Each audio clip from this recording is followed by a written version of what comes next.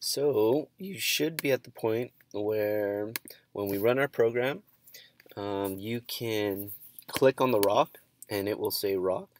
You'll click on the paper, it'll say paper, and you'll click on the scissor and it will say scissors. So your program is able to tell whether you click on the rock, the paper, or the scissors. Make sure that you can even click on the edges. You see here how I can click even on the edges of the rock and it will still print out rock. Even click on the edges of the paper and click on the edges of the scissors if I wanted to, right? And yeah, so you want to make sure that your conditions here in your choose function are accurate. And so now once you do, we don't want to print out rock, right? We want to run another function that's going to tell who won the game. And so let's call that function RPS, right, for rock, paper, scissor. And we will send it the word rock if the user clicks on rock. We'll send it the word paper if the user clicks on paper, and we'll send the function RPS the word scissor if the user clicks on scissor. And so now let's go ahead and define RPS. So let's say def RPS. Make sure here we say choice, right? Because this variable here is going to be equal to the word rock. If the user clicked on rock, it's going to be equal to paper if the user clicked on paper, and scissor if the user clicked on scissor. So that's the user's choice. That's why I called it that. And so now what needs to happen is we need to choose rock, paper, or scissor for the computer. And the way that we're going to do that is, let me go ahead and say random. Okay, the way we're going to do that is we're going to use this line of code here. Let me go ahead and copy that, paste it right in here. So here's the comps choice, and maybe I can call this one human choice. Human choice and comp choice. We're using the random function, right? We're using the random library, so we need to come up to the top of the program and also include random along with turtle. Okay, so be sure you import turtle and random. And coming back down to my RPS function, I can now run this random.choice.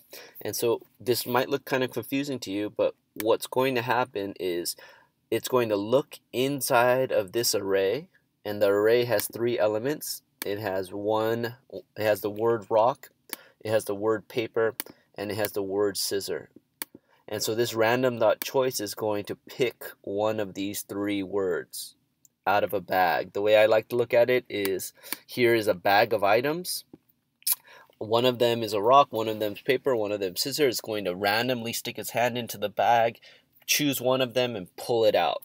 Right? After it pulls it out, it's going to save the word rock inside of this variable comp choice. Or it could save the word paper or save the word scissors. Okay, and so yeah, so that's how that works. So now we have our humans choice and we have our comps choice.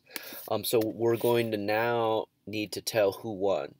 So the way we're going to do that is we're going to make a decision. Say if, right, human underscore choice is equal to rock. What are we going to do? Well, now we need to check what the computer's choice is, right? So we're going to say if comp choice is equal to rock. And what's going to happen if that's the case? Well, let's go ahead and start by printing out the word tie. Okay. And again, we also want to check elif, right? Comp underscore choice is equal to paper. And so what if the human chooses rock and the computer chooses paper?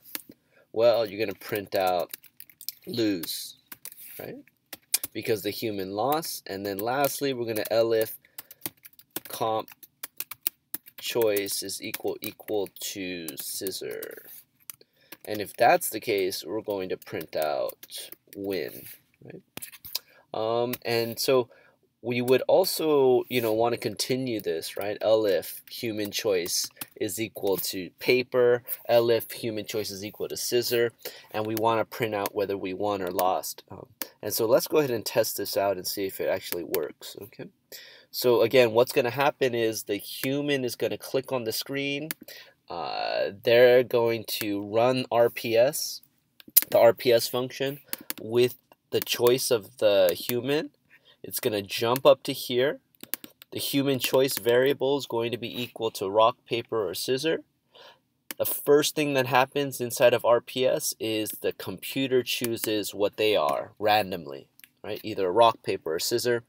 And then it checks who won, right? And the check is if humans equal to rock, and then it checks what the computer chose, right? If the human chose rock, and it prints out win, lose, or tie. So let's go ahead and run that and see if it works. I'm going to choose rock because that's my go-to move, right? Strong rock, hit enter, and it says I won. And why? Because obviously the computer chose scissor, right? Let me go ahead and hit rock again. I win, I'm tying, I'm losing, right? And so this algorithm is working, and to make it more clear that it's working, we can just, for the meantime, temporarily print out comp choice. Right? And we can just not only print out comp choice, but we can print out the words, right? Computer chooses, and then do a comma. What this is going to do is print out the word computer chooses, and then print out rock, paper, or scissor. And then we can also print out something like print human chooses. Again, this is just temporary because we will actually want to print out the answer to the, eventually we're going to print out the answer to the screen, right? So, but we're not there yet. So let's go ahead and do this hum choice. And then we print out, win, lose, or tie. So let's go ahead and try this out. I'm going to hit rock. Computer chooses paper, human chooses rock, and I lose, right? I hit it again. Computer chooses paper, I choose rock, I lose again. Computer keeps choosing paper for some reason. All right, so now he chooses scissor, rock, and now I win because rock destroys scissors, right?